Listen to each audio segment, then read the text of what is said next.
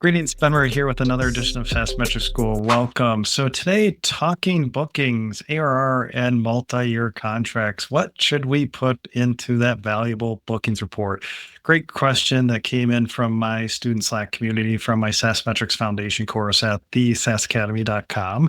So let's talk about this. This is really important because this is one of the big SaaS data mistakes that I see. And in SaaS finance, there are four key SaaS finance data sources. We need bookings data, HRS data, financial data, and customer/revenue data to have a nice FP&A process and SaaS metrics process. So first, what is a booking? So if you have the traditional outbound motion where customers are signing contracts, sales order, POs, we usually record these as bookings. So a booking is an executed contract between you and your customer for software and or services or whatever types of revenue streams that you offer.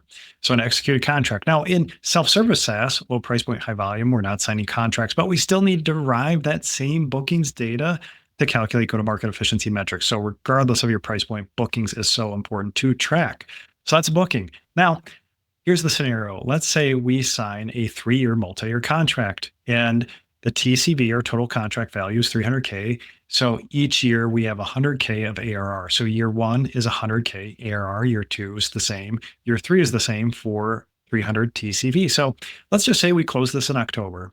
Great contract. What do we show in our October bookings report? So in October, in the new row of my bookings template, I'm going to show $100K of ARR one and one new customer one. So that's showing up into my ARR because now I need to forecast that revenue. That's going to flow into my go-to-market efficiency metrics. And where we get in trouble is if we put TCV in there. So if I flow 300K into cost of ARR, for example, it's going to throw my metrics way off. So we need that single year value of ARR. So we can also track TCV. Maybe we have an additional row that gives us credit for those TCV bookings. So 300K in this example, but that 100K is so important to document because that's going to feed our revenue forecast. It's going to feed our go-to-market efficiency metrics for, say, CAC Payback, cost of our ARR, LTV, CAC, and so on. So what about years 2 and 3? So we come up to year 2, we send out that renewal invoice of 100K. It's a year from now. Do we show anything in our bookings report in October? No, we don't. If we're just sending out that renewal, there's no bookings because a renewal sometimes is a booking and it's not a booking. So no booking if we're just sending out 100K. Now, let's say that customer comes back to us a month 11. They're like, hey, we want some more products. We want more seats, whatever it might be. And you sell them an additional 10K. On top of the 100K, that 10K would go into then your October bookings report next year. At that point in time, when you execute that expansion contract for 10K of expansion ARR, that's also going to flow in our GTM efficiency metrics. And also we're going to calculate renewal rates on that. Well, in this case, it gets a little tricky. That's probably a whole nother podcast on how we track renewal rates. But anyway, also very important to track in multi-year contracts. So a metric that I'm also talking about a lot, so we get credit for this uninvoiced software that's sitting in these contracts that we sign is the RPO metric, and that's remaining performance obligations.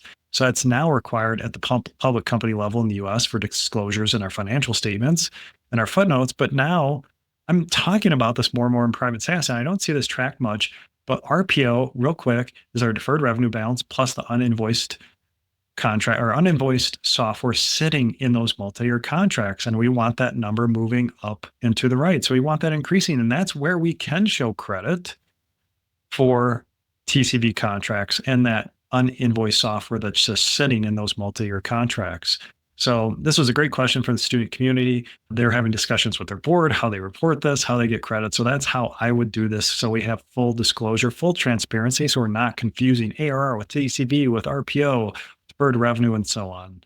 So very important to have detailed, accurate SaaS bookings tracking. We need that for revenue. We need that for commission calculations, and we need that for go-to-market efficiency metrics. And also we need it for due diligence if that ever comes up. So lesson on bookings tracking. Thanks.